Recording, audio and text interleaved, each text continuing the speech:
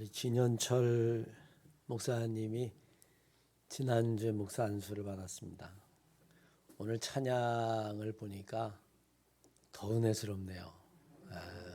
목사 안수를 받고 찬양이 더 깊어진 것 같아요. 정말 이 시대에 좋은 목사가 되었으면 좋겠습니다. 수많은 사람들이 모여 사는 공동체나 사회, 국가에서 어떤 일을 결정할 때에 우리들은 어떻게 결정할까요? 여러 가지 방법이 있지만 가장 선호되는 방법은 다수결에 의한 결정입니다. 우리는 이것을 민주주의적인 방법 그렇게 이야기를 하고 지금은 그것보다 더 좋은 방법들을 생각해내기가 쉽지 않습니다. 나이에 따라 때로는 배움에 따라 그 사람의 지적 능력에 따라서 그런 것과 상관이 없이 그냥 모든 사람들에게 똑같이 한 표를 준다, 똑같은 권리를 준다라고 하는 것이 정말 공정한 것이냐, 정의로운 것이냐 라고 하는 반론이 있을 수 있습니다. 그러나 세상에 존재하는 모든 인간들 생명은 하늘이 낸 것이고 그것은 마땅히 존중받아야 하는 것이고 천하의 것보다 더 소중한 것이 없다 라고 하는 주장 앞에는 누구도 반론을 제시하지 못합니다. 사실 역사적으로는 왕은 하늘이 낸 것이다 라고 하는 왕권 신수설이 역사적으로는 꽤 오래되었죠. 그러나 18세기, 17세기, 18세기 시민혁명 이후로 왕이나 평민이라고 하는 구분이 없어지고 이제 모든 인간은 다 동등한 권리와 동등한 존중을 받아야 한다라고 하는 생각이 우리들 마음속에 사로잡고 있습니다. 아마 여러분과 저도 그 의견에 동의할 겁니다. 오늘 본문 말씀에 보면 모세가 이스라엘 백성에 그렇게 갈망하던 가나안 땅에 들어가기 위해서 그 땅을 한번 정탐하고자 하는 과정에 12명이라고 하는 이스라엘 지파 중에 우두머리를 뽑아서 가나안 땅을 정탐하게 합니다. 이스라엘에는 12지파가 있었기 때문에 그들 가운데에 지도자급 한 사람씩을 뽑아서 그들을 보냈다라고 하는 것 지금 생각해 보면 상당히 민주적이죠. 모세가 독단적으로 결정한 것이 아니라 너희들이 가서 한번 보고 너희들의 의견을 한번 들어보겠다. 그리고 12명은 모세의 명에 의해서 가나안 땅을 정탐하게 됩니다. 모세가 만약에 이 12지파의 수령들의 이야기를 듣기 위해서 그들을 뽑아서 보냈다라고 하면 상당히 민주적일 뿐만이 아니라 그리고 좋은 선택이었다라고 생각을 합니다. 그리고 그것에 따라 결정했으면 좋았을 터인데 성경에 있는 이야기는 결코 그렇게 간단하게 흘러가지 않습니다. 12명의 수령들이 그들이 보고 온 것을 백성과 모세에게 와서 보고를 하게 되는데 문제는 여기서부터 시작합니다. 그들이 한결같은 의견을 가지고 딱 일치해서 이야기를 했으면 아무 문제가 없었을 터인데 그들의 보고가 달랐을 뿐만이 아니라 정반대 심지어는 심각한 갈등을 내포하고 있었습니다. 10명의 무리들은 부정적인 보고를 합니다. 우리는 절대로 그곳에 가서는 안 됩니다. 우리는 가면 전멸당할 겁니다. 성들은 견고하고 그리고 거민은 강하고 강대합니다. 그것에 비하면 우리는 메뚜기 같습니다. 그러니 올라가지 못합니다. 여러분 이미 수없이 들어서 아시죠? 하지만 2명의 정탐꾼 여호수아와 갈렙으로 알려져 있는 이 두 사람은 정반대의 보고를 하죠. 올라갑니다. 취합시다. 가보니까 정말 좋은 땅입니다. 하나님이 우리에게 그 땅을 붙이셨습니다. 그들을 지키는 자는 떠났고 우리를 지키는 하나님은 우리를 보호하십니다. 40일 이들은 정반대의 다른 것을 보고 온 걸까요? 그들은 40일 동안 똑같은 것을 보고 똑같이 먹고 자면서 그들은 동행을 했습니다. 이제 모세는 결정해야만 합니다. 듣고만 있을 수 없고 백성들 사이에서는 의견이 갈리기 시작합니다. 12명을 보낸 이유 우리들이 이야기하고 가장 합리적이고 상식적이고 민주적으로 결정한다면 결과는 뻔합니다. 왜? 12 가운데 10이면 벌써 90% 이상이에요. 모두가 올라가지 말자고 하니 올라가지 않는 것으로 결정하겠습니다. 아마 여러분 오늘날 우리가 사는 민주주의 사회 속에서 결정은 이미 난 것이나 다름이 없습니다. 그런데 모세는 최종 결정을 다수결에 의해서 하지 않습니다. 오히려 소수라고 이야기하는 두 사람의 의견을 따라서 결정을 하게 됩니다. 단순히 말한다면 이건 반민주적이고 이건 독재와 같고 이것은 이미 결정해 놓은 것과 다름이 없어요. 그런데 그들은 결국에는 가나안 땅에 들어가게 됩니다. 다수주의나 민주주의에 익숙한 우리들에게 오늘 본문 말씀은 많은 것들을 생각하게 합니다.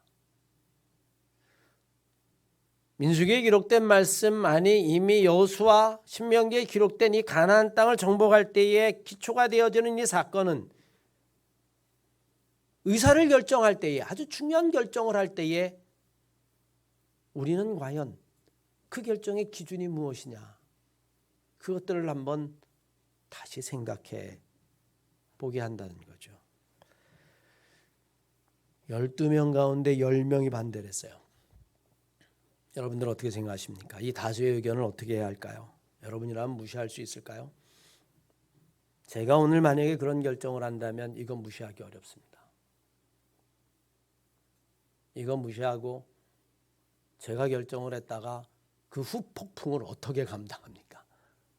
만약에 일이 잘못됐다면 목사님 그때 대부분이 반대를 했어요. 근데 강행하셨습니다. 그런데 결과는 틀어졌어요. 요즘은 대통령 선거뿐만이 아니라 지자체 지도자를 뽑을 때의 모든 판단 무엇에 의해 결정하죠? 여론조사에 맡겨버립니다. 몇 프로의 지지율을 받고 몇 프로의 반대가 있고 요즘 곧 있으면 대통령 선거 있을 거예요. 보면 거의 매일 대권 주자 선호도 그러면 등장하는 사람의 몇몇 인물들이 있죠. 비교해 보면 1년 전과는 여러분 판이하게 다릅니다. 저 사람이 몇 프로의 지지를 받고 있구나. 아니 이 결정이 대다수의 사람들이 이렇게 결정하는구나. 이게 대세인가 보다. 많은 사람들이 이렇게 생각하면 이것이 맞겠지. 그런데 생각해보면 그 몇 프로라고 하는 것이 1년에도 여러 번 바뀌게 됩니다. 아마 1년 후에 우리는 또 어떤 결과를 맞이하게 될지 몰라요. 그 이야기는 상황이 너무나 변동스럽고 너무나 변화가 많다는 겁니다. 우리는 과연 그것을 쫓아가야 할까요? 민주주의 사회 속에서는 다수를 존중합니다. 이미 말씀드린 대로 한 사람 한 사람이 똑같이 존중을 받기 때문이기도 하지만 중요한 결정에 따른 결과에 대한 책임의 문제도 거기에는 놓여 있어요. 결과가 좋으면 우리 다수가 좋은 결정을 했다라고 이야기하지만 결과가 나쁘면 누가 책임질 것이냐 하는 것이죠. 무엇이 올바른 것인지를 모르면 모를수록 사람들은 다수결에 의지하게 됩니다. 이거 뭔가 모르겠어. 어느 것이 옳은 건지 모르겠어. 자, 우리 투표하자. 5대 4, 51대 49, 6명 대 5명. 우리 이쪽으로 가자. 왜 우리는 그런 결정을 하게 될까요? 그 이면에는 여러분 어떤 생각이 숨겨져 있는 것일까요? 사람들이 다수를 선택하는 것 그 이유 중에 하나는 책임을 회피하고자 하는 마음이 그 안에 숨어 있다는 겁니다. 그래서 알고 보면 그럴수록 다수결에 의지해요. 나만 그랬나? 그때 너도 찬성했잖아. 다 찬성했다니까. 그러니까 이거 우리 모두의 책임이야. 이건 나만의 책임이 아니야. 하지만 여러분 소수는 다르죠. 우리 사회에는 소수에게는 책임을 묻지만 다수에게는 책임을 묻지 않습니다. 일종의 책임 회피와 같은 사람 그런 차원에서 사람들은 어쩌면 다수를 좋아합니다. 다수라고 하는 군중 심리 속에서 편승한 결정들이 얼마나 많은지 모릅니다. 여러분 한번 예를 들어볼까요? 아무도 쓰레기를 버리지 않는데 여러분이 쓰레기를 버렸어요. 그 사람은 당장 양심의 가책을 느낄 뿐만이 아니라 금방 발각이 됩니다. 그래서 문제할 수 있고 처벌할 수 있어요. 그런데 90명이 쓰레기를 버려요. 여러분 처벌할 수 있을까요? 양심의 가책을 느낄까요? 마을이 더러워지고 동네가 지저분해지는 것, 90명이 쓰레기를 버리기 시작하면 그것은 법적으로 처벌하기조차도 어려워집니다. 왜? 모두가 그러니까. 그 이면에는 알고 보면 책임에 대한 면피, 책임지지 않겠다라고 하는 생각이 그 가운데는 숨겨져 있는 것과 다름이 없습니다. 우리는 예수님이 십자가에 달려 돌아가실 때에 빌라도 앞에 선 예수 그리스도를 봅니다. 빌라도는 아무리 생각해 보아도 예수의 흠을 잡을 수가 없어요. 죄를 발견할 수 없습니다. 그래서 놓아주고 싶습니다. 그런데 유대인과 장로들이 백성을 선동해서 십자가에 못 박으라고 이야기합니다. 계속해서 묻습니다. 나는 이 사람의 죄를 발견할 수 없다. 그래도 계속해서 예수를 십자가에 못 박으라고 이야기합니다. 성경 말씀에 보면 빌라도의 마음속에 이러다 폭동이 일어나겠구나. 옳고 그름의 문제가 아니다. 이것은 다수가 원하면 무조건 따라가야 되는 것이다. 그래서 그나마 빌라도는 복음서 말씀에 보면 이렇게 이야기하죠. 나는 이 사람의 피해에 대해서 책임지지 않겠다. 그래서 여러분 물을 떠놓고 빌라도는 손을 씻습니다. 유대인의 관습뿐만 아니라 그 당시에 손을 씻는다라고 하는 건 나는 이 사람의 죄에 대해서 무죄할 뿐만이 아니라 나는 이 사람에게 책임을 묻지 않겠다. 나는 책임지지 않겠다라고 하는 것이에요. 그럼에도 불구하고 유대인과 장로들 그리고 동원된 무리에 의해서 주님의 십자가에 못 박히게 됩니다. 다수의 횡포죠. 여러분 다수가 결코 항상 옳은 것은 아닙니다. 우리가 살아가는 오늘날 세상 속에서 우리는 벌어지는 일들을 조금 더 깊게 볼 수 있는 통찰력이 있어야만 합니다. 그런 의미에서 어쩌면 성경은 우리에게 소수에 더 관심을 가지고 있다. 그렇게 말할 수 있습니다. 마태복음 7장 13절로 14절까지의 말씀을 보십시오. 좁은 문으로 들어가라. 멸망으로 인도하는 문은 크고 그리로 들어가는 사람들이 많다. 그러니 그들과 같은 길을 가지 마라. 오히려 좁은 길로 가라. 험하다. 가는 사람이 적다. 그러나 그것은 생명의 길이라고 하는 것을 잃어버리지 말아라. 마태복음 18장 이하의 말씀에 주님께서 이렇게 말씀하십니다. 자, 너희들의 생각은 어떠냐? 양이 100마리가 있는데 99마리가 우리에 있고 하나가 길을 잃어버렸다. 너희들은 99을 지키기 위해서 하나를 버릴지 모르지만 하늘에 있는 아버지는 그렇지 않다. 99을 두고 그 하나를 찾아 길을 떠나신다. 그래서 그 하나를 찾으면 아버지는 정말로 기뻐하신다. 그게 아버지의 마음이다 라고 이야기합니다. 현대를 살아가는 우리들 다수의 결정이라고 하는 것 우린 여러분 그 안에 숨겨져 있는 것까지도 들여다볼 수 있는 그런 영적인 통찰력이 있어야 돼요. 한 걸음 더 나아가서 오늘 본문 말씀에 다수라고 하는 10명의 정탐꾼 보고에는 어디에도 하나님에 대한 언급이 하나도 없다는 겁니다. 12명이 똑같은 것을 보았습니다. 그런데도 다른 이야기를 하는 이유가 어디일까요? 우리는 여기서 세상의 모든 일들이라고 하는 것이 똑같은 것을 보아도 어떤 마음으로 보느냐에 따라서 완전히 달라진다라고 하는 사실을 알아야만 합니다. 이미 여러분 철학자들은 그렇게 이야기합니다. 완전한 객관성이라고 하는 것은 존재하지 않는다. 그저 과학적인 사실 하나 둘일까? 세상을 살아갈 때에 우리가 살아가는 모든 판단뿐만이 아니라 역사에서 벌어지는 모든 일들 가운데에 객관적이라고 하는 것은 존재하지 않는다는 겁니다. 우리는 종종 객관적이라고 하는 말에 속아 넘어갑니다. 객관적으로 상황을 보면 그 상황에 따라서 판단하는 것이 합리적이라고 이야기합니다. 그러나 어디에도 세상 어디에도 엄밀하게 객관적 상황이라고 하는 것은 없습니다. 그것을 어떻게 받아들이느냐 하는 것이에요. 받아들이는 사람의 마음이 같으냐 아니면 다르냐 하는 것만 있을 뿐입니다. 여러분 10명의 부정적인 보고를 한 수령들과 2명의 고백을 비교해 보면 우리는 분명히 알 수 있습니다. 10명의 눈이 다 비슷합니다. 하나님에 대한 믿음이 없는 사람은 처한 상황에 따라서 그 상황을 보고 마음을 결정합니다. 상황이 나쁘거나 힘들면 하나님에 관한 이야기는 저만큼 뒤로 물러가고 지금 상황이 자기 앞에 하나님을 대신하게 됩니다. 그저 상황에 따라서 마음이 움직이는 것이죠. 25장 말씀에 보면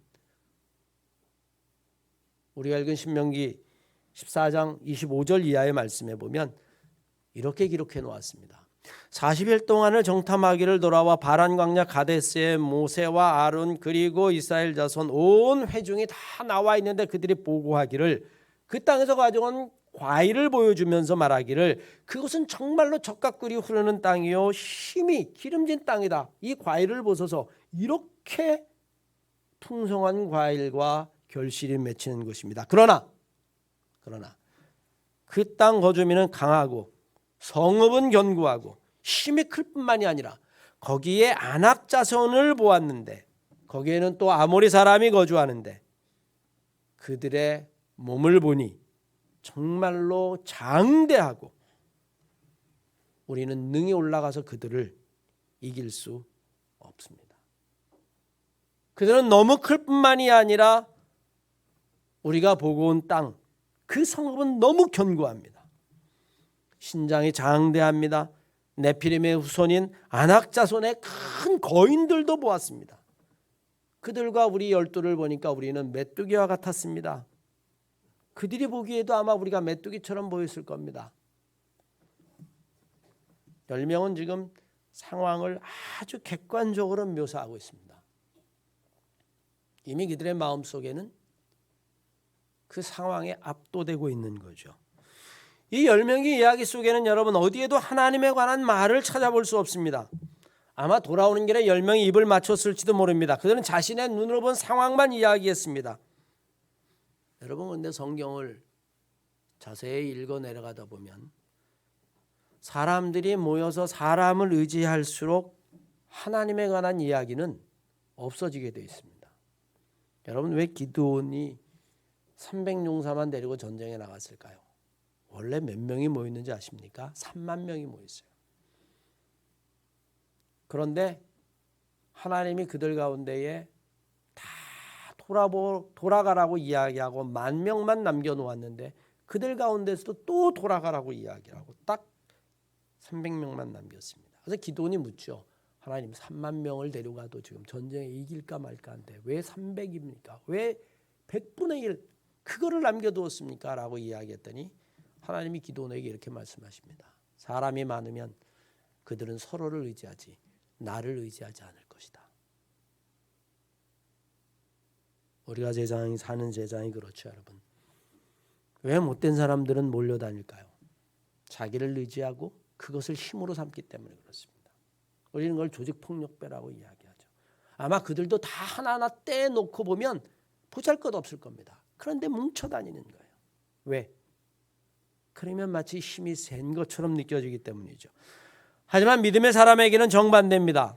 오늘 여호수아와 갈렙 이 정탐꾼 둘은 늘 하나님을 염두에 두고 판단합니다. 주어진 상황에 따라서 마음이 오락가락하고 그 상황을 보고 마음이 바뀌는 것이 아니라 자기의 마음에 따라서 상황을 바라보는 겁니다. 그리고 민수기 14장 7절 이하의 말씀에 보면 이렇게 이야기하죠. 우리가 다니며 두루 정탐한 땅은 심히 아름다운 땅이라 하나님이 우리를 기뻐하시면 하나님이 우리를 그곳으로 인도하시리라. 젖과 꿀이 흐르는 땅이다. 우리는 다만 하나님을 거역하지 말라. 하나님을 두려워하고 하나님이 우리를 지키는 것을 믿자. 그들의 보호자는 우리에게서 떠났고 하나님은 우리와 함께 하시니 우리는 그곳으로 올라가야 할 것이다. 상황에 따라서 마음이 바뀌는 것, 마음에 따라서 상황을 바라보는 것. 우리는 여러분 어떤 사람이 되어야 할까요? 우리가 믿음이 없는 사람들이라면 당연히 우리는 10명의 이야기를 따라가야만 합니다. 왜? 그것이 본 상황일 뿐만이 아니라 더 나가서 10명이 그렇게 이야기를 하기 때문에 나중에라도 책임을 면할 수 있습니다. 아마 오늘날 우리는 어떤 결정을 내린다, 임원회를 한다, 아니면 여러분 그 외에 공동체에서 지자체 장을 뽑는다, 아니면 여러분 대통령을 뽑는다, 다 우리는 이런 과정을 겪어가지 않을까요? 하나님이 없다면, 하나님을 생각하지 않는다면, 하나님을 뺀다면 우리는 10명의 이야기가 맞습니다. 그러나 그것은 신앙의 길이 결코 아닙니다. 우리는 결코 믿음이 없는 다수를 쫓아가서는 안 됩니다. 우리는 종종 다수를 따라가는 것이 안전하다고 생각합니다. 왜냐하면 남들이 다 그렇게 하는 것이기 때문에. 그러나 우리는 하나님에 대한 믿음을 가지고 세상을 보고 그 믿음의 선택을 해야 하는 것, 그것이 바로 하나님의 사람입니다. 그것이 바로 소수라 할지라도 우리가 무엇인가를 결정할 때에 우리에게 기준은 다수가 아니라 하나님의 눈, 신앙의 눈, 성경의 눈, 하나님의 말씀의 눈, 우리 안에 있는 양심의 눈, 진리의 눈, 그것이 결정의 기준이 되어야 돼요. 저는 다수인 10명이 아니라 이 두 명의 고백이 우리 한마음교회 성도들이 세상을 살아갈 때에 신앙의 고백이 되고 영적인 고백이 되고 모든 것을 결정할 수 있는 기준이 되시기를 주의 이름으로 간절히 축원합니다. 이런 사람은 눈앞에 있는 것만 보는 것 같지만 그렇지 않습니다. 믿음으로 봅니다. 하나님과 함께하는 소수의 사람들입니다. 믿음이 없는 사람에게는 눈에 보이는 이 상황과 그 상황에 맞는 세상이 전부입니다. 그 이상은 보고 싶어도 볼 수 없습니다. 볼 수 있는 믿음의 눈이 없기 때문에 그렇습니다. 물론 처음부터 믿음이 없었던 건 아니에요. 믿음이 당연히 있었겠죠. 그러나 여러 가지 이유로 이 믿음의 눈을 잃어버리게 된다는 겁니다. 어째서 믿음의 눈을 잃어버리게 될까요? 먼저 걱정과 두려움이 우리로 하여금 믿음의 눈을 잃어버리게 합니다. 여러분 오늘 본문 말씀에 10명의 사람을 보세요. 그들도 가나안 땅을 같이 가기 위해서 광야를 지내고 있는 사람들입니다. 그런데 그 가나안 땅에 있는 아낙 자손과 그 네피림의 자손들을 보는 순간 두려움이 생겼어요. 공포가 생겼단 말입니다. 근심과 걱정이 생겼어요. 그러자 하나님은 여러분 뒤로 물러나게 되어지고 상황이 하나님을 대신하게 되는 거죠. 여러분 성경에는 얼마든지 이런 사건이 있습니다. 예수님의 제자들 어때요? 내가 죽을지언정 예수님을 버리지 않겠습니다. 나는 당신을 목숨까지 버리면서 따라가겠습니다. 그런데 주님 십자가에 딱 떨어 상황이 완전히 반전됐어요. 어떻게 했습니까? 예수를 버리고 그들은 도망가는 사람들이 되었죠. 걱정과 두려움이 우리 안에서 믿음을 몰아냅니다. 제가 요즘 한 이틀 정도 잠을 못 잤어요.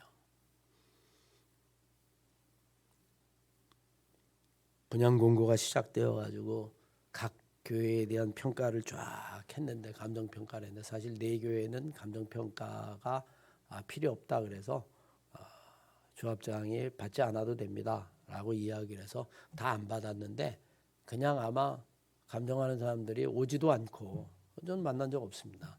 오지도 않고 그냥 지도를 펴놓고 그냥 평가를 한 것 같아요. 근데 그 평가의 결과가 저에게는 부정적이죠. 물론 여러분 교회는 정산 대상이 아닙니다. 교회는 협의의 대상이에요. 그래서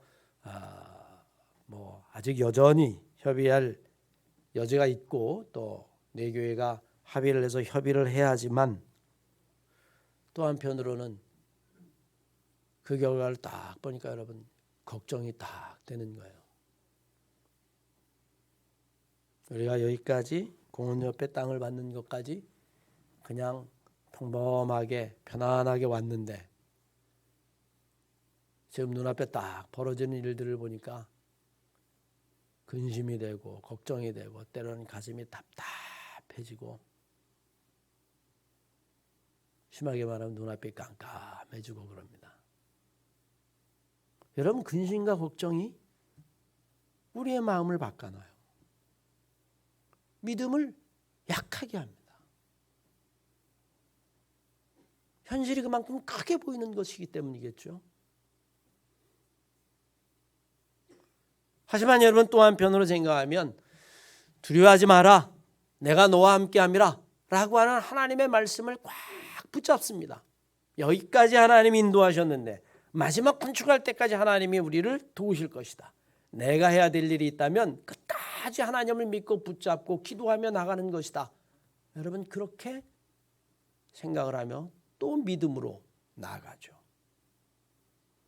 사실 여러분, 상황과 믿음이라고 하는 것, 이 두 가지는 늘 우리들 사이에서 마음의 갈등을 불러일으키게 합니다. 믿음으로 상황을 바꿀 것이냐, 아니면 내게 벌어지는 이 상황이 나로 하여금 절망하게 만들고 눈물을 흘리게 만들고 포기하게 만들고 도망가게 만들고 비겁하게 만들 것이냐.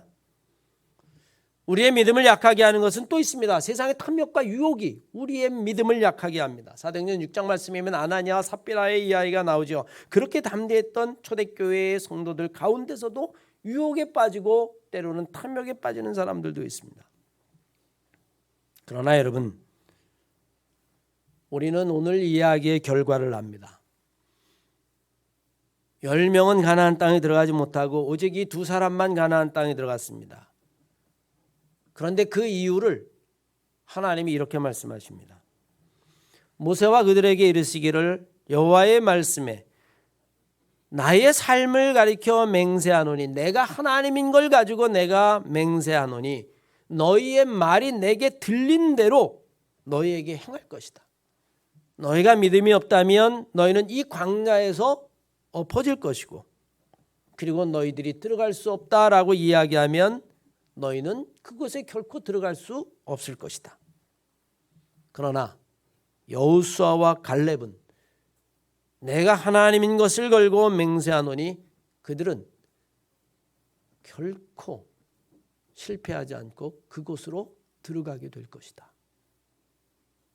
왜냐하면 내가 그들을 지킬 것이기 때문이다.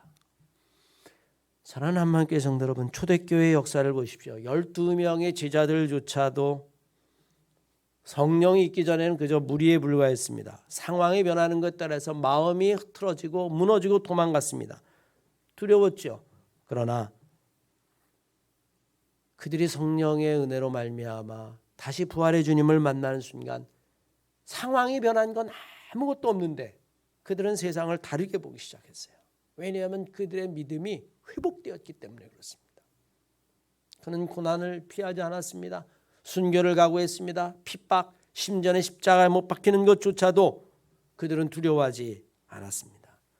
그리고 그들은 예수의 증인이 되었고 결국엔 역사의 주인이 되었고 수많은 교회를 세웠다는 것을 성경 우리들에게 증언해주고 있죠.